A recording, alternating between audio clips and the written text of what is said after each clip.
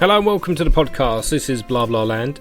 My name is Adam and welcome back. But this is like technically season 2 still of the podcast.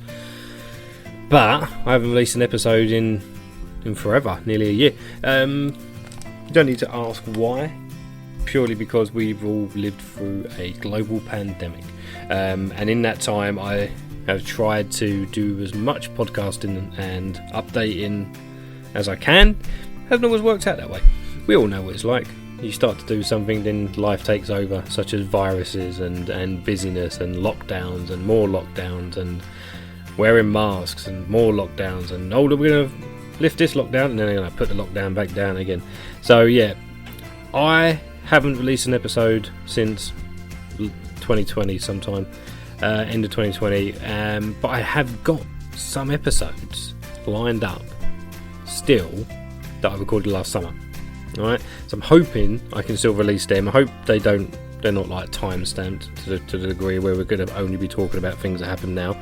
But sometimes it's nice to look back and listen back to something that happened a year ago. I was in a different place then. I was in a confused state of what is going on with the world right now. So I tried to talk to people on a podcast to try and understand how they were dealing with lockdowns. And did it via Zoom, which is, easy. It's better than Skype, which I have done before in these podcasts. Zoom is so much easier. Sound quality can differ depending on whether I've turned my mic up or whether they've got a mic, etc. But yeah, it's been a weird time in the world of the blah. I'm expanding it. So obviously, if you've just joined me on this episode, and it's the first episode you've ever listened to Blah Blah Land, like I said, I'm Adam. I released these Blah Blah Land podcasts as a means of having conversations surrounding happiness, positivity, and people who want to live their best life. So I've done quite a few of these so far, not loads, don't trust me, there's not hundreds. You can go back on the feed and I think there's about 7 or 8 there. But my idea is that I can just have a nice conversation with someone, talk about positive things that keep them happy. Maintaining happiness is something I always ask people. How do you maintain your own happiness? And it's just a way of having a conversation which flows, and it's everyone's got a story to tell. Everyone's got something to say. Everyone wants to talk about something. So I just go out there. I talk to anyone. I'm not here to try and get the big celebrities in. This is not a celebrity podcast. This is not a podcast which is out there to try and get loads of money and numbers. This is a podcast where it's like a mini therapy session for myself, really. I'll be honest, like I just said, this is the first time I've been recording a podcast in ages, and I've been through a lot through this lockdown about self-acceptance, understanding who I am, just kind of getting with it and find that balance. I preach mental health a lot to people, not in a kind of like you must sort yourself out sort of way, but just kind of look after yourself, look after your well-being. And sometimes I don't take that on myself. I don't listen to my own advice sometimes. So this is kind of like a therapy session where I can talk to people and have conversations, which is outside of just tweeting someone or sending someone a Facebook message. This is one-on-one. We can have a chat. We can talk about things that are going on in their life and talk about happiness, talk about positivity, talk about things that inspire them and make them want to be a better person, which is, at the end of the day, my aim in life, aside from my family and my kids and that, is I want to leave the world a little bit better than when I found it. I know that's a cliche saying, I've heard so many people say it, but sometimes just because a lot of people say it doesn't make it any less true. Something that I've always kind of put myself out there to say, no, you know what, I want to take control of my life and leave it how I want to leave it. And I feel like I'm at that point now, I can do it. So I'm getting back on the podcast wagon. Trust me, there's loads of podcasts out there. The fact you're listening to this one right now, thank you very much, because trust me, you could go on the top 100 list and you would find celebrities left, right and centre making podcasts, which would probably be more interesting to you. But this is what it is. I'm happy to sit down and talk to people I want to talk to.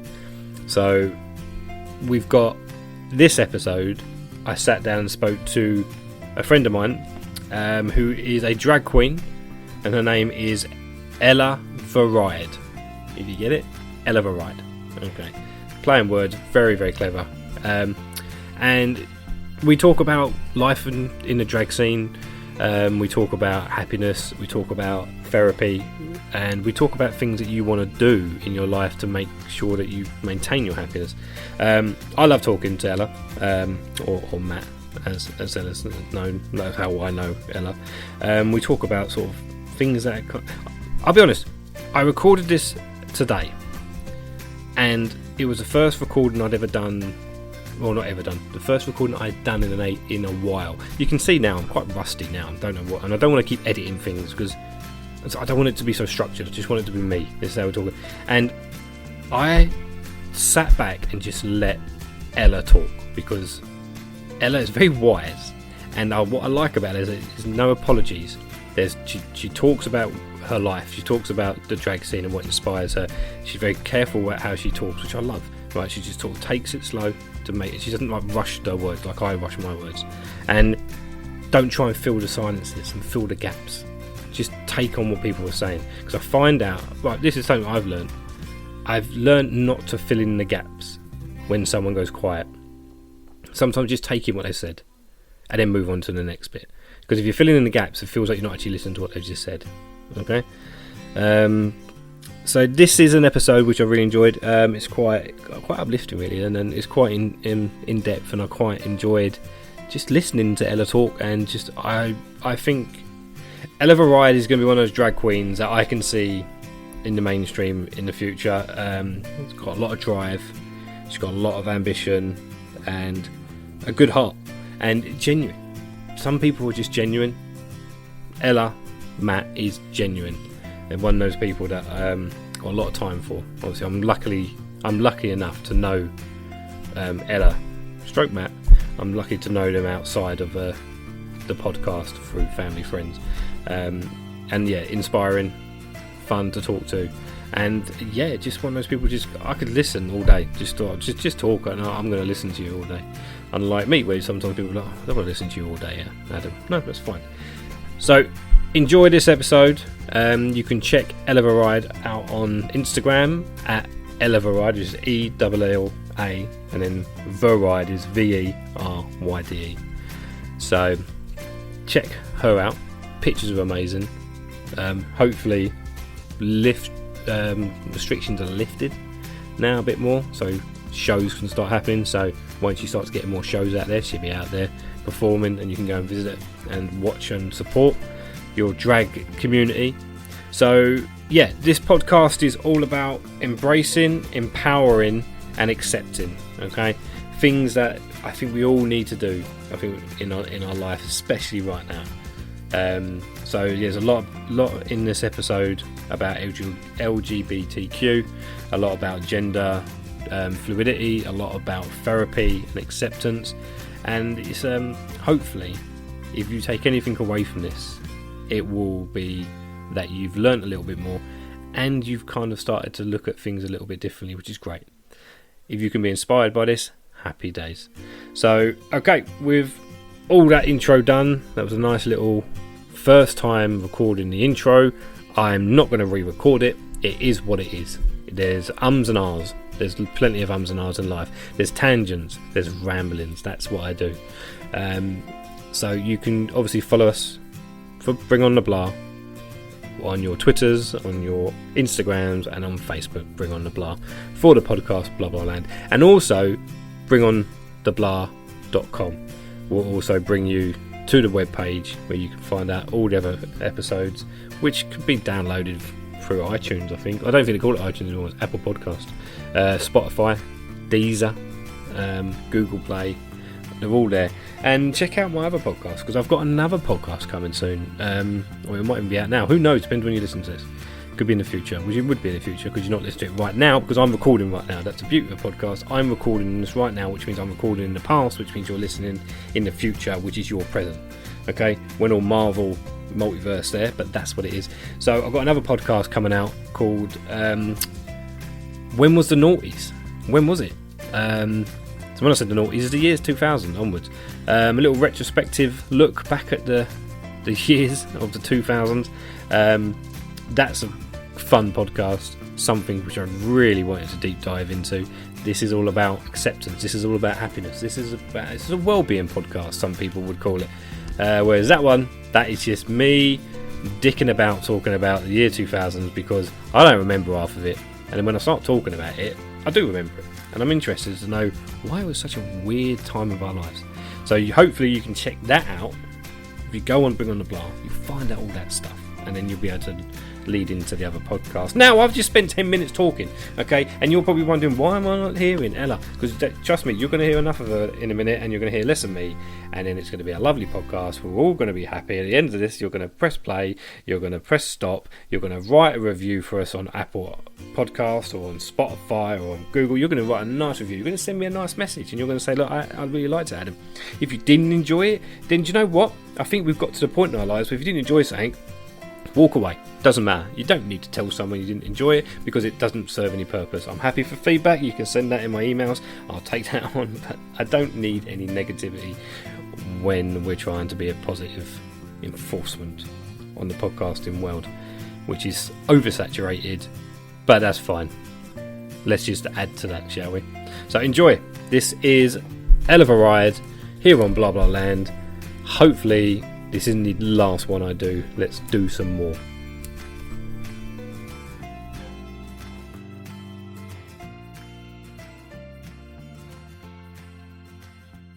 Hi, Ella.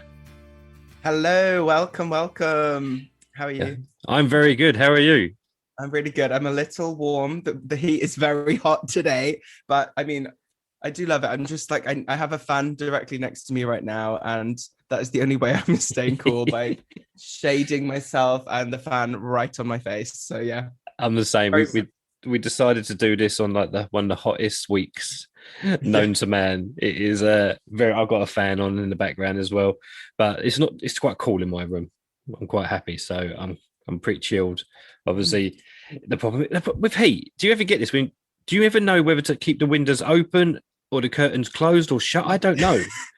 It's a dilemma I find myself in very often. The current flat I'm living in is like an absolute greenhouse, so the windows are massive, and the sun hits these windows all morning from about 5 till midday. Yeah. So if I don't leave the windows open, even if I shut them, it gets warmer and warmer and warmer. So I just have to open them fully, have my fan on, be wearing very little clothes, and just drinking lots of water and ice. Yeah, that's the ice water.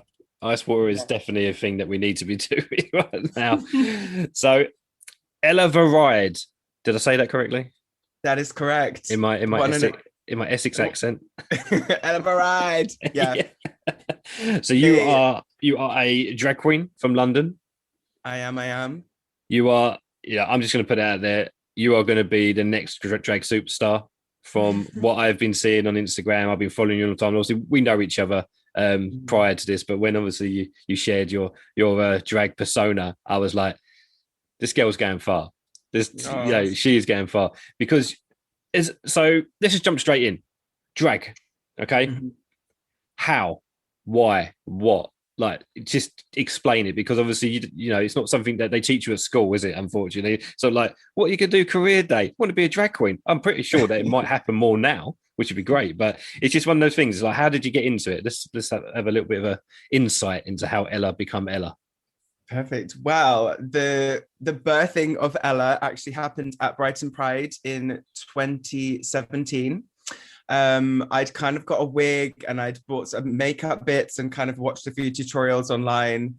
And I was like, this is gonna be the time I like emerge as a drag queen. Let's see how this fits. And I had the most fun. Like my makeup was very, very basic.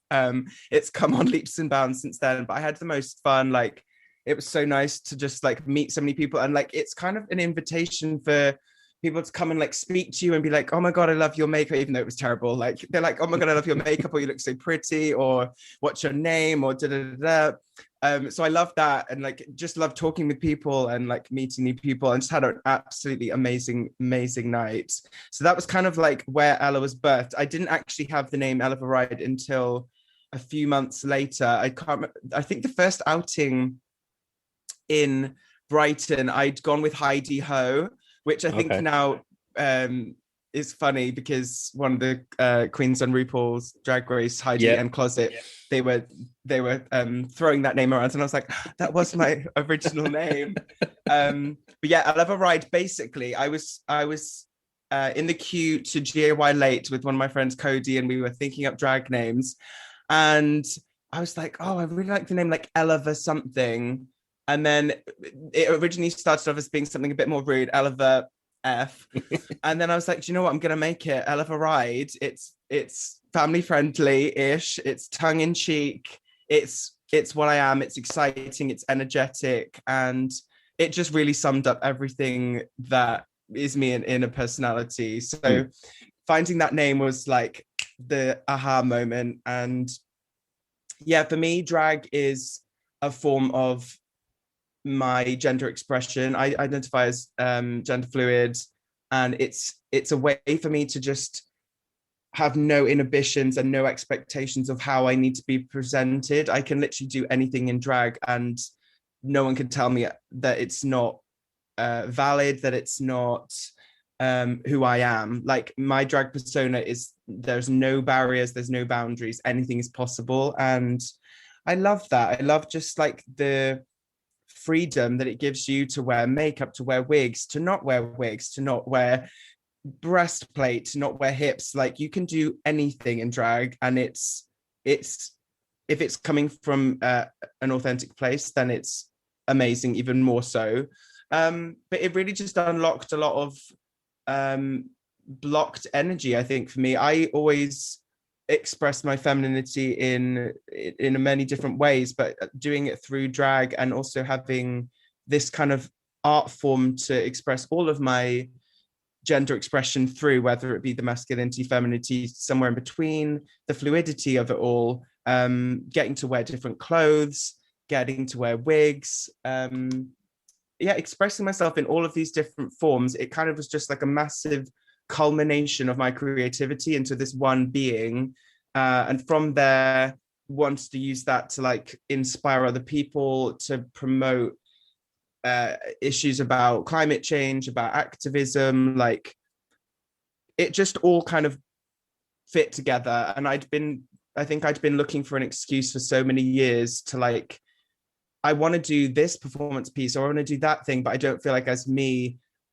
it's exciting, or as it's as engaging enough. And then kind of finding drag, I was like, this is the platform and the way that I can do that and express all of these ideas that just swirl around my head like a crazy person all the time.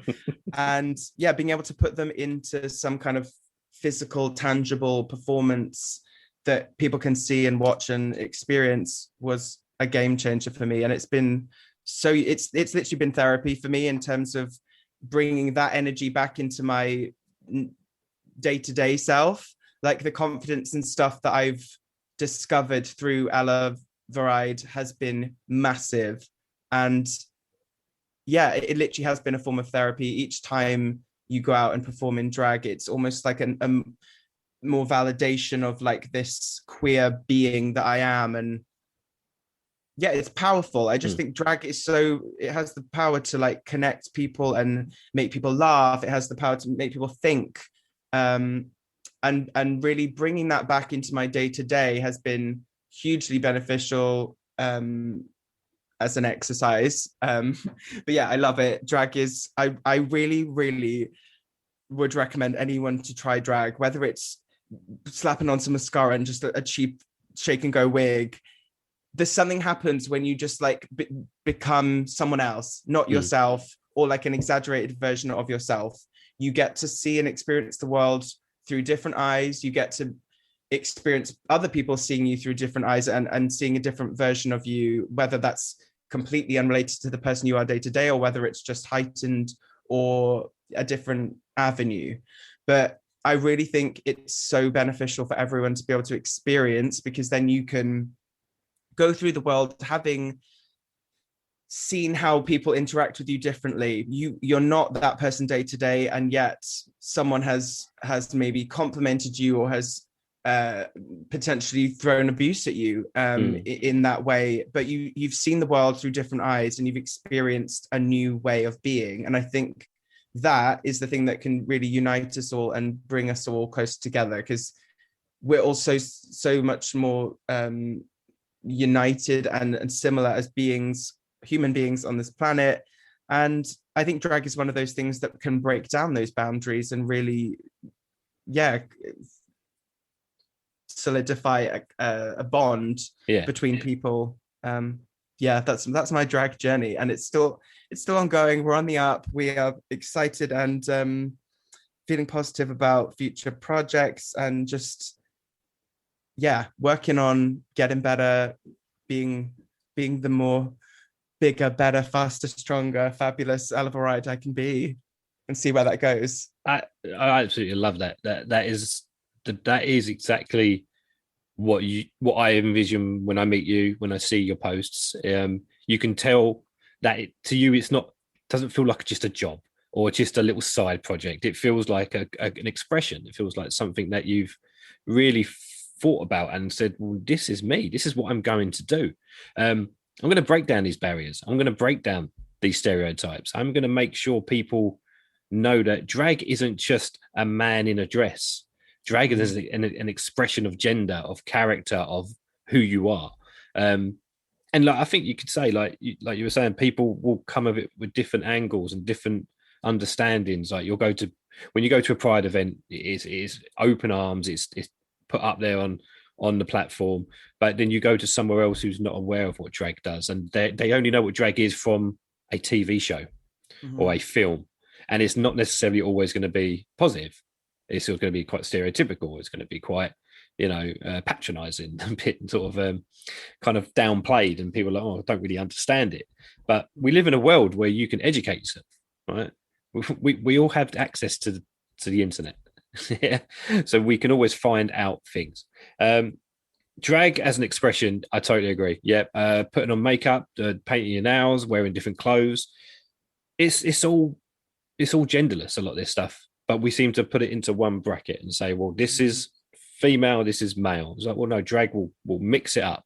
And your drag's very clever, because what I like about your drag, and I think I've said it to you before, is it's that kind of masculine, feminine side. You merge it together, and what you do, you kind of confuse the lines. People are like, oh, okay, Ella's got the moustache, Ella's got the beard, but still the femininity. And then it kind of breaks it down, and people then start to see us alongside of drag isn't just looking like a woman. Drag is a gender expression. Yeah. And I think like someone like you it's inspirational to see you put it onto a platform for good, because what you're doing, like the therapy side of it, I can understand that. It's like it's a form of validation, form of acceptance, isn't it? And obviously being gender fluid, you're kind of going along the ups and downs, and you're going, this is how I'm feeling on each day. But you're, at the end of the day, you're making a career out of it as well, which you don't have to work a day in your life if you are that happy and you're just doing what you love. So it's not like you have an office job sitting down Monday to Friday, 9 to 5, and then suddenly you're Ella at the weekend. You're like, no, this is part of my life. I can incorporate in different ways. So I think Ella Veryde is definitely an inspiration to people, I would say. And people need to go on Instagram and follow you straight away and check out some of the looks. I mean, where'd you get the inspiration for some of the looks? Oh, good question. I kind of take a lot of inspiration from nature, from mainstream culture, from films, TV. I'm big. I kind of like take inspiration just from like my day to day. Like I'll be inspired, like walking down the street and see like, I've got loads of foxes outside our street, but like just like a fox and the energy of a fox and the orange fur, and like, I don't know, anything can inspire me. And I think I'm so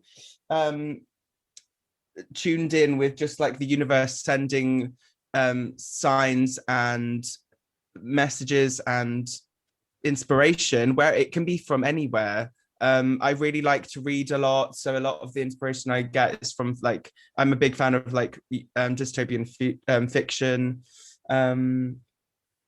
Yeah, reading any books, to be honest. Now Music. you've said that. So there is an element of the lady from Hunger Games I see in some of your looks. The is it the Effie? Katniss Ever- Oh, No, Katniss. Oh, okay, yeah. yeah, Effie with Trinkets. with all the big hair and that. And I've seen that picture and I was like, okay, I can get that. I can see that the blue face. So yeah, you definitely play around with that. Yeah, I can see that. Yeah, I think yeah, I think one of the reasons why my drag is quite like wide ranging is because I don't have one specific um pool of like inspiration from. My inspiration comes from like what I experience and who I meet and whatever the universe throws at me, really. I think it's I'm just open to. Also, I have a lot I have a lot of dreams. I'm a dreamer.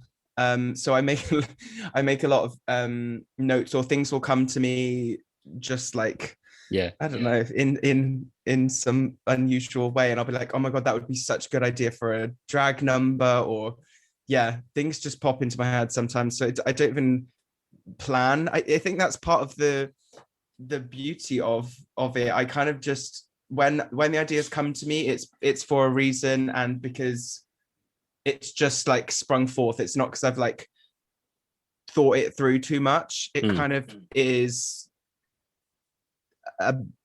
it comes from being and observing. I think that's where a lot of my inspiration hits, when I'm just in that creative flow. no, it's good. What sort of what other sort of drag queens do you sort of like have taken inspiration from? So when you were watching Drag Queen before Ella was Ella, so about 5 years ago, who was you looking at going, oh, that I like that. That's something that I think I could sort of dip my toes in, so to speak. Oh my goodness. I was asked this question a few weeks ago and my mind just went fully blank. I mean, there are so many drag kings, queens, creatures I find so inspiring, and my brain just went completely blank. The person who immediately came to mind then was Aquaria, just because she's obviously Drag Race Illumini and very in the mainstream. I love their all-roundedness, that they can do everything, perform, makeup, funny, just like do it all. So that really inspires me. I also love like Lee Bowery, the kind of performance art side of drag as well, and a lot of the queens from Dragula, like Bitch Pudding, and Van Devon Odd. Like the stuff they do is just so beautiful and grotesque and alternative. I'm really inspired by that as well. Who else? Yeah, my mind's gone blank for now, but yeah, there's too many to like think many of. to mention. Later down the line, you'll be doing your shopping later, and you'll be like, oh, that one. How did I not say that person? Yeah, I know. Plus, you don't want to be like, oh, I'm only going to pick food, but no, yeah, there's always inspiration taken from it. So this podcast, we talk about sort of happiness, yeah, and sort of things that kind of keep you happy. I mean, what are the things that you do to maintain your happiness? Because happiness is, people sort of say, well, happiness just comes when I've done something I like. It's like, well, no, happiness, you know, you have a right to be happy. Everybody has a right to be happy. That's how life works. But sometimes you've got to kind of work at happiness, because you can't just wake up and go, oh, I'm going to be happy today. If you could, well, wow, okay, like I'd put my hands up to people. But what sort of things do you do to maintain your happiness? I think for me, happiness comes when I'm in a calm and safe environment. I'm definitely happiest when I'm around friends who invigorate and inspire and encourage and nourish me. When I'm doing things I love, like performing, dancing, music. I love festivals. I love swimming, traveling whenever we can. What makes me happy? I love going out for dinners. I love physical contact. I'm a very tactile person, and I love hugs. I think they're the most healing and useful things. If you're ever feeling down, a hug just can solve all of the problems the world poses to you. I love summer. I love the sun. So I know I was saying it's really hot, but I'm like, if I'm on a beach and I can have a dip in a pool, summer is my absolute jam. So I'm happiest in summer. Um, I I love reading. I love being on holiday. I think the whole idea of like being on a break from the everyday is really Mm. speaks to me. I love like festival vibe just because it gives you that freedom and sense of possibility. Like there's not any deadlines, there's not any work commitments, and you're just in this space of like possibility and freedom. So Mm. I think it all comes from checking in with your basic needs. Like, are you getting enough sleep? Are you feeling connected with other people?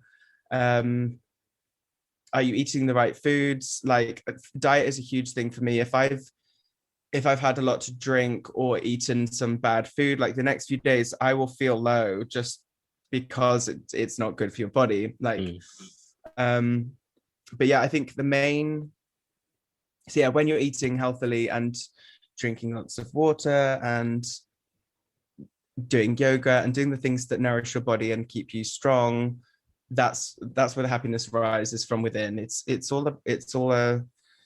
all within us. Like all emotions are within us, but like you they all come and go. Like nothing is permanent. So those moments that happiness come are wonderful and great, but they can't last forever.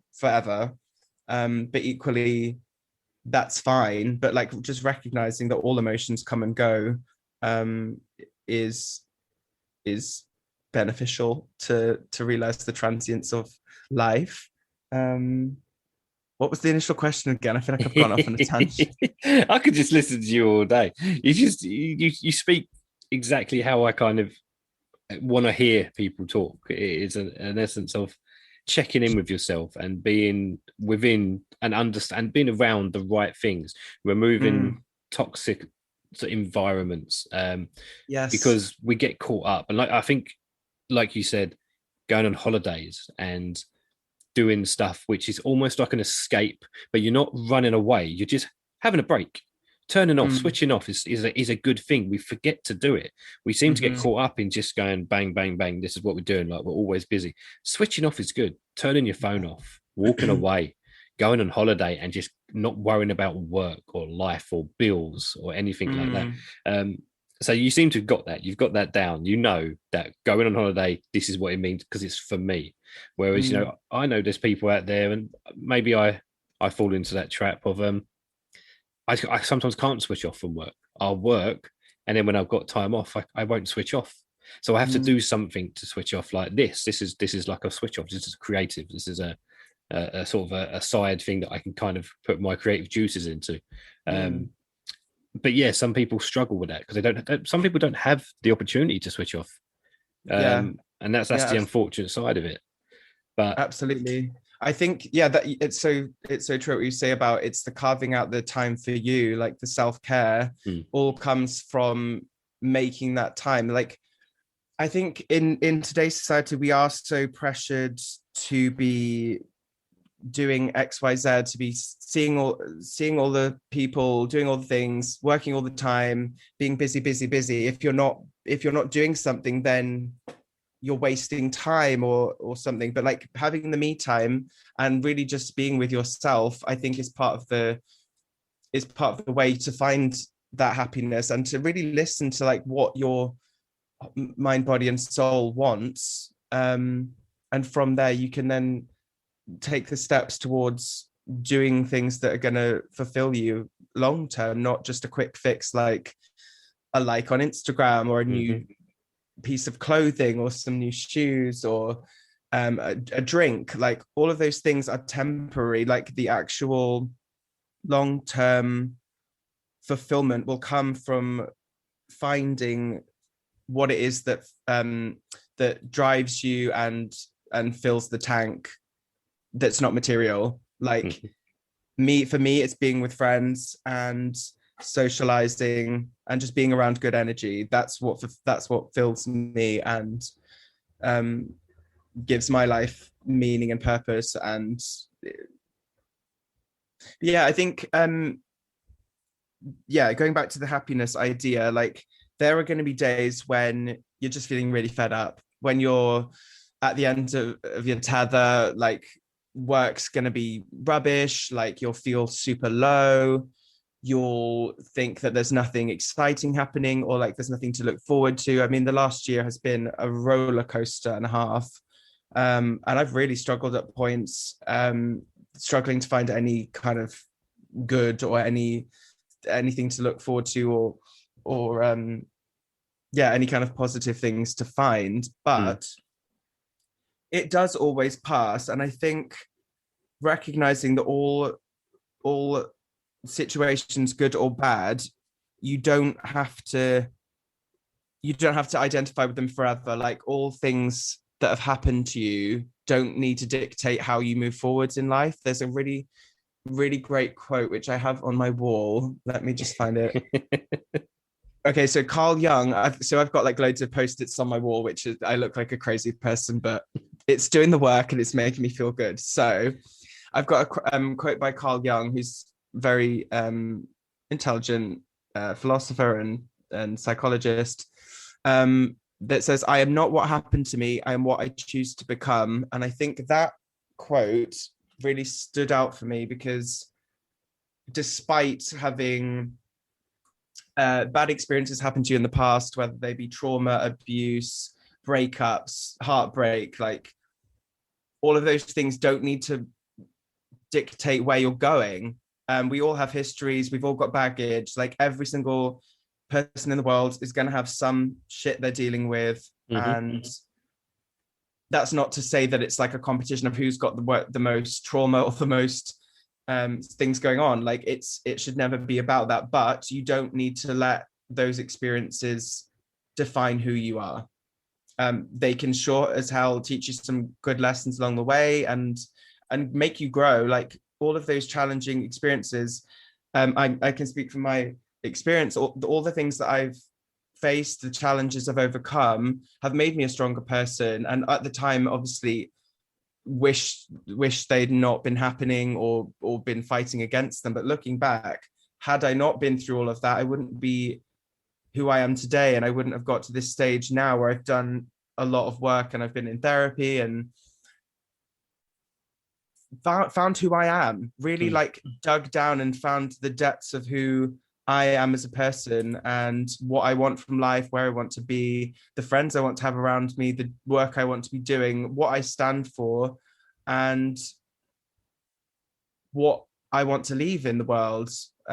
So I think with it's like the whole hero's journey thing. I've read a lot about there's a huge psychologist thing about like the people who've been through the most often have these like epiphany moments or the greatest revelations because they've hit the lowest lows, but they also, if you turn that around, can really turn your life around and find such fulfillment and contentment and a positive future, really.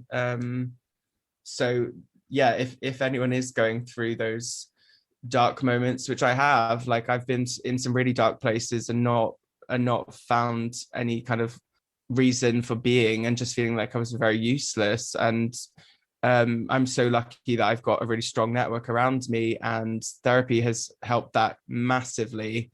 But there is a way forward, and I know that therapy is not accessible for everyone, and I'm really lucky to have been able to dedicate a lot of my energy and time and finances into that in recent years. But there are other ways to work on yourself and for self-care and really working out who you are. And I think that starts with authentic connection with other people, finding your tribe. That's really where all of that stems from for me. And yeah, I'm very lucky to have some incredible humans in my life who have really shaped who I am and made me a better person. So I'm very, very thankful and grateful for all of those wonderful people in my life, and I'm sure there's going to be many more people coming into my life that I can share with and help in the same way that I've been helped. So yeah, very grateful for human connections, the best. Oh, definitely. And yeah, I can totally relate to a lot of things you're saying. Everyone's journey is different. Everyone has a different sort of ways of adapting to life and doing it. Therapy, yeah, is a massive thing. I mean, I always say to people, like, we should be treating therapy like going to the gym. Like, we sit there and talk about it. So why are you going to the gym? Oh, it's good for my physical health. I need to, sort my physical health out. And people don't bat an eyelid. They're like, yeah, cool, go to the gym. Yeah, so but we should be saying, oh, I'm going to therapy for an hour. People should be like, okay, cool, yeah, I've got to go and help my mental health. Let's normalize it. Let's remove the stigma. Therapy isn't a bad word. If anything, it's the complete opposite. So it's a great word. Oh my God, I love therapy. And like, I honestly, if anyone's struggling with anything in their life, therapy will find the root of it, and it will heal you. Like, I don't think anyone has gotten through to adulthood without some kind of emotional scarring or some kind of healing that needs to happen. I mean, if you are, the hats off to you. I'd love to meet them. I'd love to meet those. I'd love to meet them as well.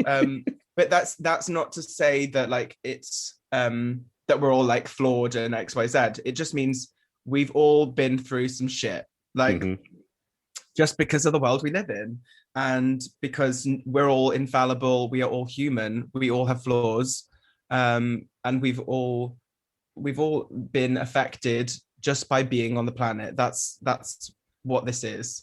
But yeah, for me, therapy has been transformational. It's the best decision I ever made, and it really can just bring about so many things that you had no idea the reasoning why you think this thing about a certain person, or why you're intimidated by certain situations, or why you're holding on to such and such a belief because it might get you ostracized from friends, family, or something. But like, I think that's part of the process of discovering who you are and what you stand for, because you work out why you think all the things you do. So, I mean, if you can get some therapy, I mean, there's a great online therapy. I mean, I've not done online therapy just because I wanted to speak with someone in face to face, but I think there's several online therapy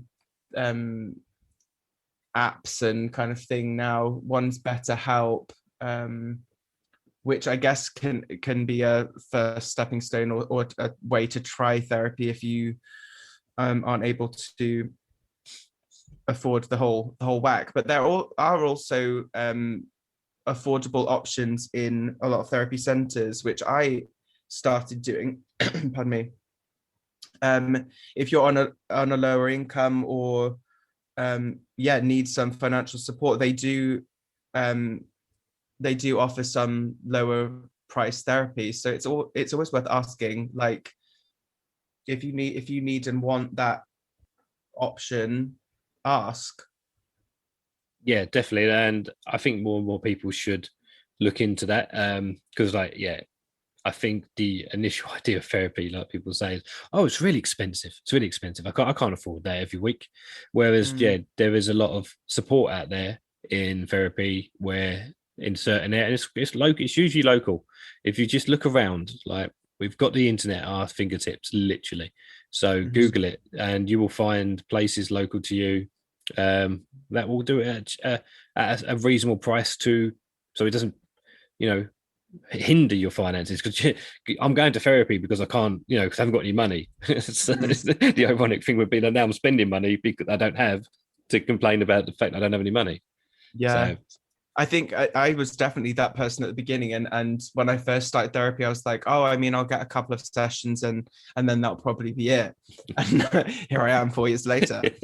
But I wouldn't change it. Like, I now see this as one of the like fundamental, this is the money that I need to be spending, not going and spending 40-50 pounds on a night out. Like if I can afford to do that, I can afford to do something that's gonna make me feel better and able to cope with life. So it's, yeah, I guess it's all about just weighing up what you want and need. Like if you are willing, if you are spending money on clothes and all of these things because you think that's going to make you feel better, but you're still not feeling better, give therapy a go. Just like it will change you, and it can only bring around positive change if you really commit to it and put the work in.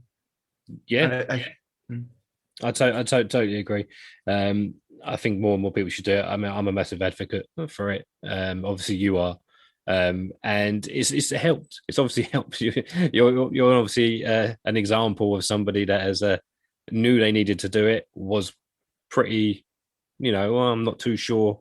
And then, like you said, 4 years later, it's carved you into the person that you wanted to be, and it's helped you on that journey. Do you know what I mean? You're not old. Yeah, you've still got a long life ahead of you. So why not do it the right way? Why not make sure that you're doing it in, being happy, being comfortable in your own skin? Because Ella Veryde has got a hell of a ride to go to get where she's going. I apologize for that bad pun, but I can see a bright future for you on that one as well. Thank you very much. So just before, obviously, I'll let you go. Obviously, we know each other. We've met each other plenty of times, family, friends, and et cetera, et cetera. But what sort of advice? This is something just based on the fact that we were talking about gender expression, and becoming Ella was something that was just born out of pride. What advice would you give to people who are at that stage of their life where they realize that they're not in the bracket, that they're something more, but they just don't know what to do? What sort of advice would you give to somebody out there that is probably questioning breaking out of that? We call it the box, breaking out of the box. What advice would you give them? I'd say your uniqueness and your difference is the thing that makes you special. You don't need to be what anyone else wants you to be, and the expectations you think you need to abide by or play by are all a fabrication. If it doesn't feel right to you, then you don't need to hold on to it. Follow your heart, trust your own instincts, and really listen to like what it is that's going to fulfill and make you feel happy in yourself and your body and your mind. Surround yourself with people who are supportive, and just be true to you. Like don't shy away from going away from the crowd. If you don't feel like that crowd is for you, there are so many people in this world who feel like they're different or feel like they're not part of a certain scene, and for every one of those people there'll be someone else who feels the same. So find your tribe. I mean, the internet is so amazing for this now. You can find so many people like you all over the world, and you're not alone. You are amazing, and you deserve to feel happy and wonderful and fabulous, because that's your birthright. Like, anyone who's told you that being different or not fitting in this mold, it really has no idea what life is about. And you're one of a kind. You are one person on this planet, and you will never be in this form again. So shine bright, do your thing, and burn that blooming torch strongly, and don't be afraid to be yourself. There are my words. Love it. Again, Ella, I could listen to you all day long. I could, I think we're on the same page. We understand that we look at things considering how similar we are in our views. We live very different lives, but that's what makes us us. And but then that's what brings us together. And I think that is what people think. There is no stereotype. There is no one box fits all. We get caught up in that. We don't need that anymore. It isn't one box, another box. You got to tick this or tick that. We are probably examples of we will break that barrier. I'll scribble in every box. Just Oh, I absolutely. will ruin that ballot paper. What as they say when you go to vote, they say when you scribble and you've kind of like you've ruined the ballot paper. That's what we're doing, and I think we should continue to do that because that's what this world needs.